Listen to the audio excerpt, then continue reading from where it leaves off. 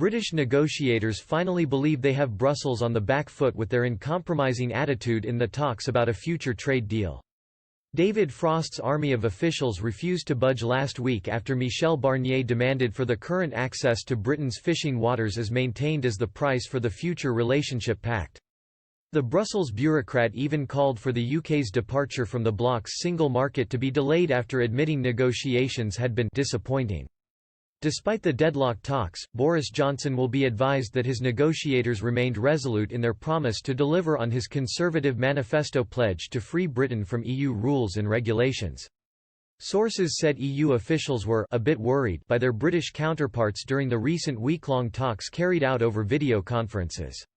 It is believed the UK's new uncompromising stance and a refusal to simply accept the EU's demands has shocked some of Mr Barnier's deputies.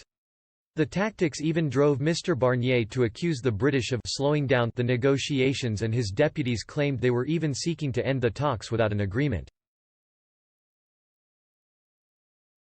But Downing Street revealed the deadlocked talks are because the EU will not drop its demands for unchanged fishing rights in Britain's waters. The Prime Minister will be urged to reach out to European Commission President Ursula von der Leyen to encourage her to soften the bloc's negotiating position. British negotiators are also hoping their counterparts to agree to intensify the trade talks. The two sides are not due to hold more week-long, virtual talks again until May and June.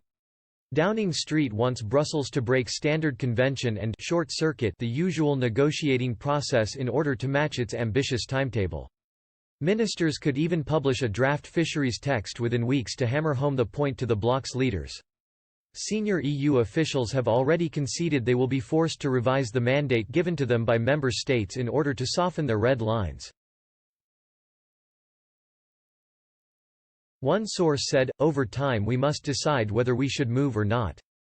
However, Mr Barnier is still under orders to maintain the same level of access for European trawlermen to Britain's waters as the price for any trade deal. Access is a deal-breaker for at least 9 EU countries, including France, Belgium, Denmark, Germany and the Netherlands.